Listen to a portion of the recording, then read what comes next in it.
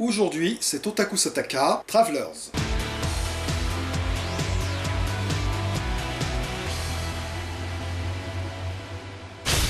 Minasan konnichiwa, perfetti Guillaume des.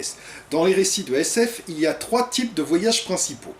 Les voyages vers d'autres planètes, les voyages dans le temps, et les voyages dans les mondes parallèles.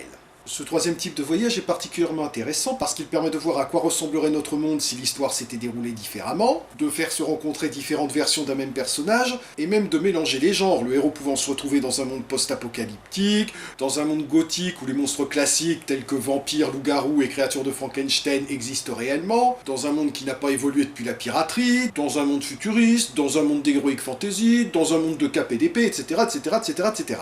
Mais si la technologie permettant de voyager d'un monde parallèle à l'autre existait réellement, il y aurait forcément des abus, entraînant la création d'une police spécialisée dans la prévention de ce genre de délit. Et c'est justement le thème du film que nous allons étudier aujourd'hui, Travelers. Ikuzo!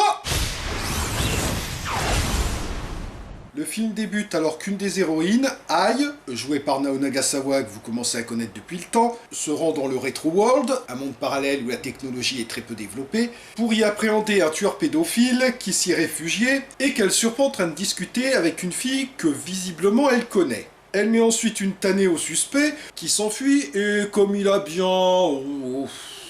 3 secondes d'avance sur elle, elle laisse tomber, elle ne le rattrapera jamais, et elle va voir son indique qui lui propose des bonbons.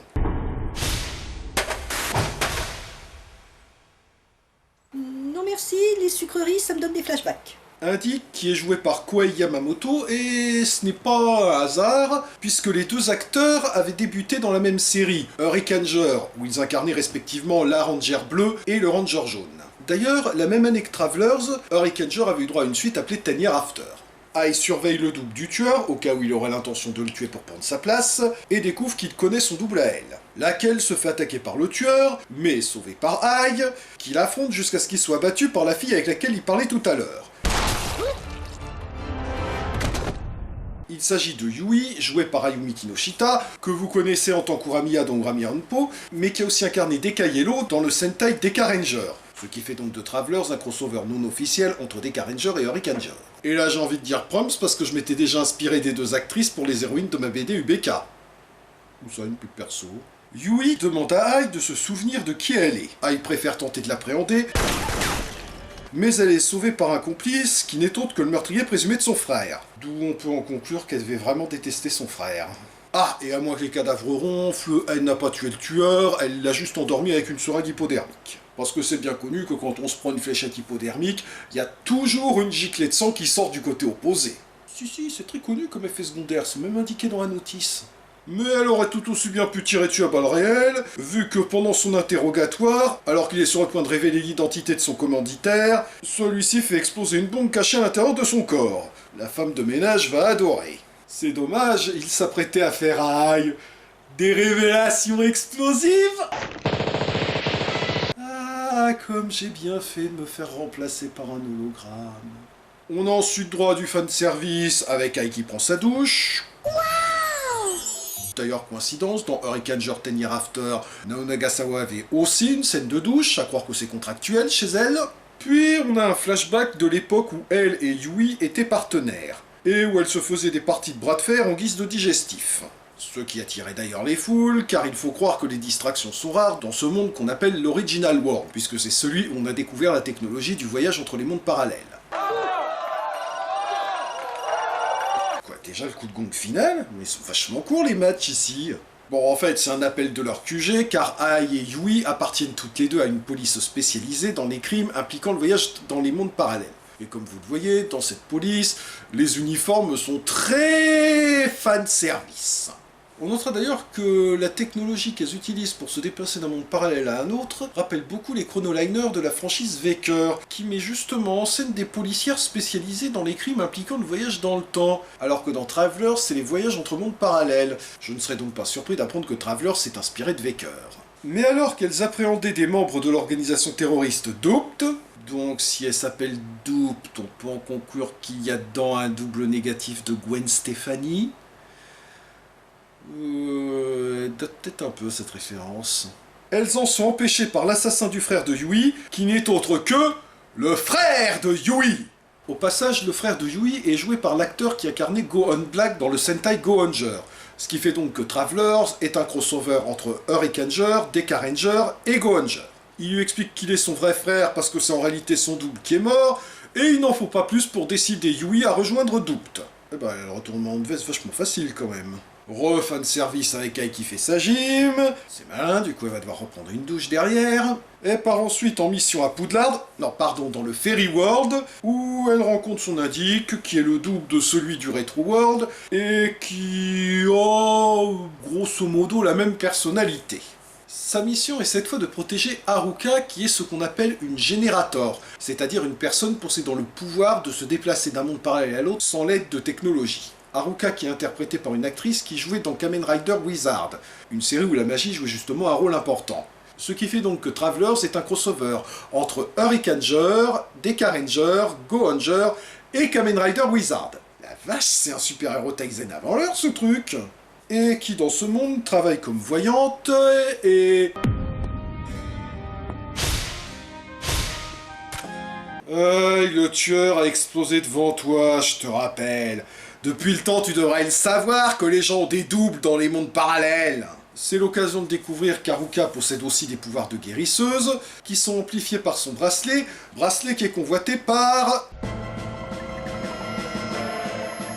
Mary Poppins. Supercalifragilisticexpialidocieux. Je me disais aussi qu'il y avait longtemps qu'on t'avait pas vu, toi. Non, en réalité, c'est un double de Yui, qui a posé des Ofuda pour empêcher Haruka d'utiliser sa magie. Du coup, Ai tente de la raisonner, et la pousse au suicide. Bon, on le prend pas mal, Ai, mais... t'es nul comme négociatrice. Ai, 彼女が死んだのはあなたのせいじゃないわよ。Haruka utilise sa magie pour ouvrir un passage entre les dimensions, mais c'est pas Red-Eye qui atterrit dans le Lost World. Non, pas celui de Conan Doyle avec les dinosaures, parce que oui, Conan Doyle n'a pas fait que du Sherlock Holmes, mais un monde dictatorial, limite post-apo, où elle est rapidement capturée par l'armée du tyran local, qui la prend pour une prisonnière évadée, et on passe alors en mode Zen Pictures avec une scène de torture. Au passage, vous noterez que ces cons lui ont laissé ses armes. Jusqu'à ce qu'un soldat débarque pour signaler à ses collègues que la personne qu'ils sont en train de tabasser est toujours dans sa cellule. Du coup, je serais curieux de lire leur rapport, moi. Mais ils n'ont pas le temps de chercher à comprendre que débarque Bridge, le partenaire robotique d'Ai, qui l'emmène avec lui, et ils croisent en chemin Yui et Doubt, qui ont entre-temps récupéré Haruka qui a plus son bracelet, et qui leur propose de les prendre en stop. Mais Ai préfère descendre en marche pour atterrir dans le Retro World. Atterrissage qui est tout sauf en douceur, c'est même étonnant qu'elle ait pas le squelette en pèse la force. Elle est recueillie et soignée par les doubles de Yui et de son frère. Ah, une femme nue, ma faiblesse secrète! Ah oui, et dans ce monde, Yui adore les croquettes pour chiens, ce qui fait tiquer Ai, car sa Yui, elle, est au contraire une fine gourmette. Et au passage, je me demande si c'est pas une référence à Uramiya Honpo, puisque le partenaire du personnage joué par Ayumi Kinoshita était lui aussi friand de croquettes pour chiens. Et elle s'étonne que tout le monde la regarde bizarrement, jusqu'à ce qu'elle apprenne que c'est parce que son double a été tué par une dague du tueur du début, qu'elle avait laissé traîner après l'avoir désarmé. Oh la bavure! Ce qui fait que notre héroïne est responsable d'un homicide par imprudence. Encore que vu que c'est son double, ce serait pas plutôt un suicide par imprudence. Elle entre en contact avec la Haruka locale, qui est elle aussi une générator, et qu'elle aide à réparer sa bicyclette et à retrouver son animal de compagnie. Mais manque de bol, il s'agit d'une grenouille. Et les grenouilles, pour Ai, c'est comme les serpents pour Indiana Jones. Plus tard, elle découvre qu'Haruka a disparu et que Yui et son frère ont été tués. C'est pas nous. Les tueurs présumés lui échappent, et peu après...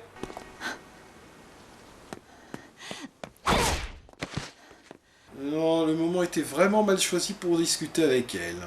Débarque alors Haruka, qui travaille désormais pour Doubt, et ils emmènent tout le monde sur le Lost World, non sans difficulté, Haruka n'ayant plus son bracelet qui amplifie normalement ses pouvoirs et lui permet de voyager sans trop d'encombre. On explique alors à Ai l'histoire.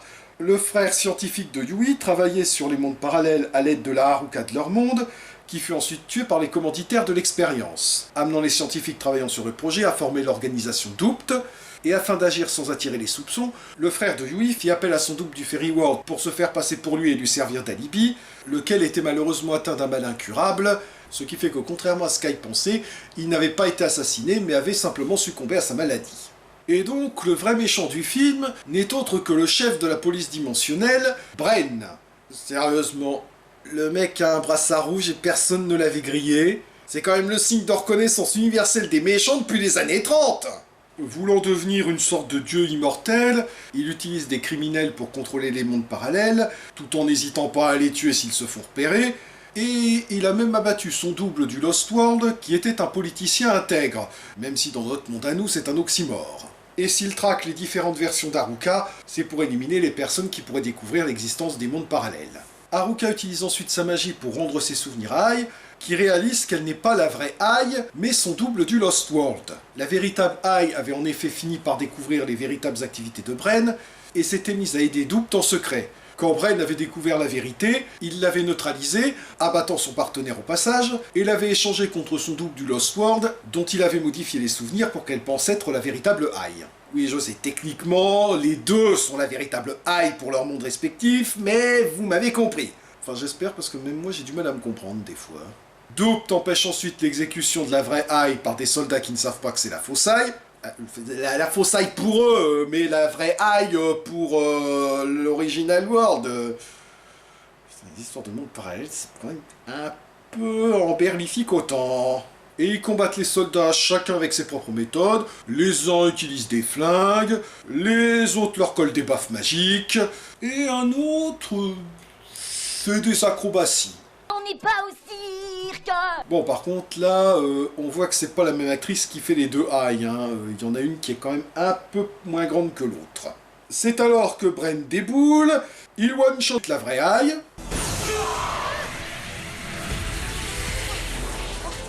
Du coup, leur mission de sauvetage... Ah oui, sinon, un petit problème avec cette scène, c'est que comme on voit pas les deux Ai quand il arrive, bah on a l'impression qu'il tire dans la direction opposée à ses cibles. D'ailleurs, pourquoi il a pas directement buté au lieu de la remplacer? Ouais, à la rigueur, on pourrait supposer qu'il avait pas trop envie qu'il y ait une enquête sur sa mort qui aurait risqué de remonter jusqu'à lui. Et s'ils s'étaient contentés de lui changer les souvenirs sans la remplacer, il courait le risque qu'elle finisse par retrouver la mémoire. Ouais, ça reste un peu capillotracté, quoi. On a l'impression que c'est surtout parce que sinon il n'y aurait pas eu de film. Mais bon, on peut quand même arriver à trouver une certaine logique dans le fait qu'il n'ait pas tué, soit contenté de la remplacer par une fille à laquelle il avait changé la mémoire. Ok, stick to logic. N'empêche qu'elle porte la poissaille. Quand elle croise des doubles de Yui et de son frère, il meurt. Et quand elle sauve la vie d'un double à elle, bah elle se fait buter ensuite. Non, sérieusement, si un jour vous croisez une fille qui lui ressemble... Il bute aussi les membres de Doubt, mais Haruka arrive à emmener Ai et Yui dans l'original world, où elles prennent le contrôle des ordis auxquels est relié Bren... Attendez... Ça veut dire que les filles étaient des hologrammes qui manipulaient d'autres hologrammes. Mais Bren réapparaît en chair et en os et en tenant Haruka 2 en otage. Really, now's the time for a bad guy monologue?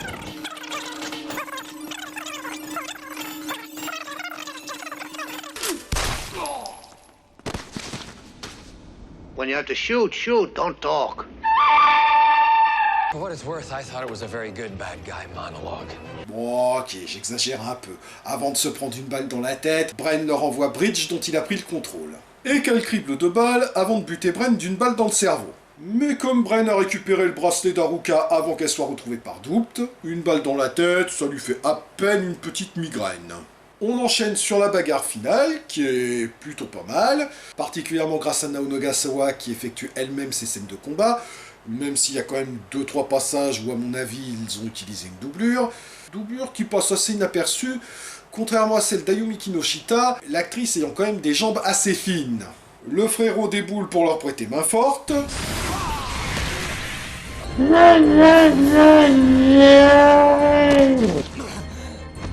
Puis débarque Bridge, qui fonctionne toujours après s'être pris 5,271,009,010. balle, d'où on peut en conclure que c'est en réalité le ninja moustachu de Ninja 3. Eh ben non, en réalité, c'est l'ancien partenaire de la vraie Ai, dont le cerveau a été greffé à Bridge après avoir été abattu par Bren, mais aussi le double des différents addicts d'Ai, qui mange les mêmes bonbons et fait le même geste de la main, et qui avait déjà rencontré la vraie fausse Ai lors d'une mission dans le Lost World.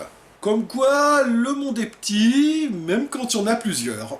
Et comme visiblement les balles qu'il s'est pris lui ont rendu ses esprits...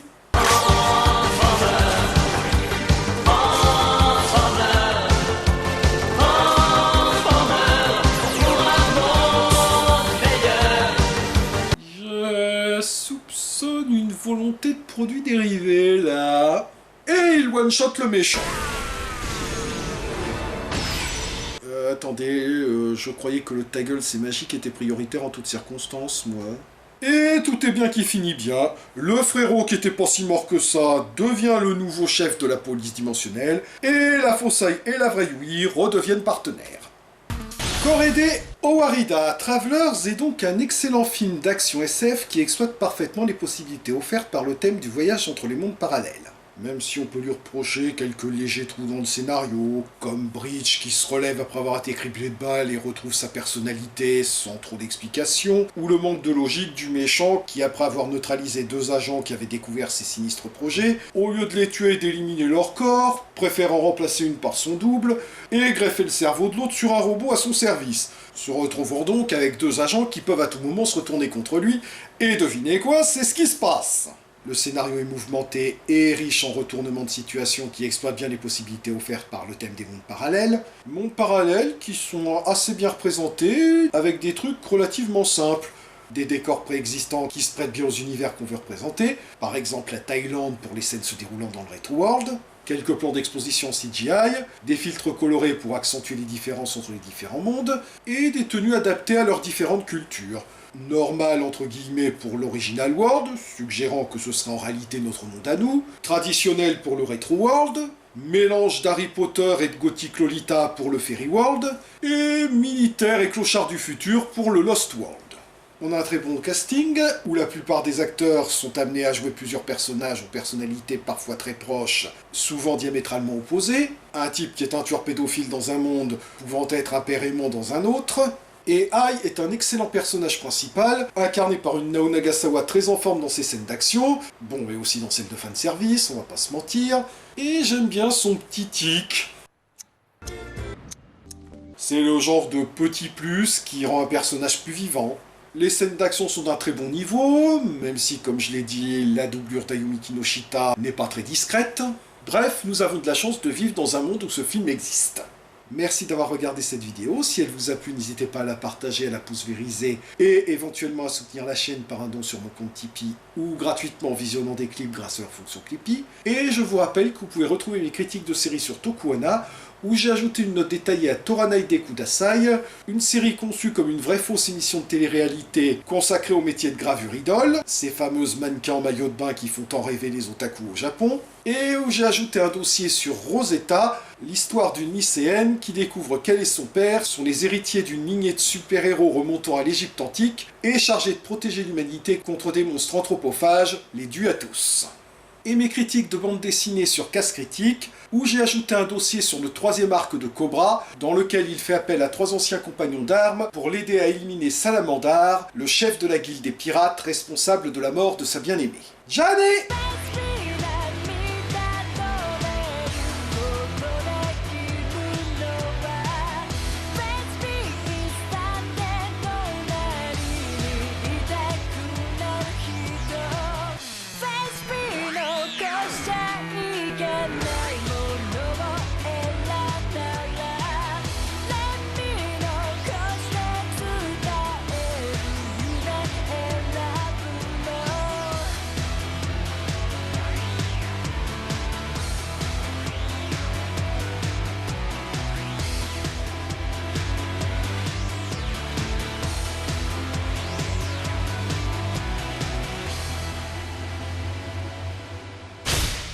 Je m'excuse si cette vidéo a pris un peu de retard, mais ces derniers temps, j'ai un emploi du temps assez chargé parce que je dois suivre des séances de kiné à cause d'un syndrome du piriforme. Pour faire simple, quand je suis sur une chaise, j'ai l'impression d'être assis sur le trône de fer sans coussin. Sérieusement, il y a vraiment tout le monde qui s'entretue pour s'asseoir là-dessus. Ça doit être hyper inconfortable ce machin.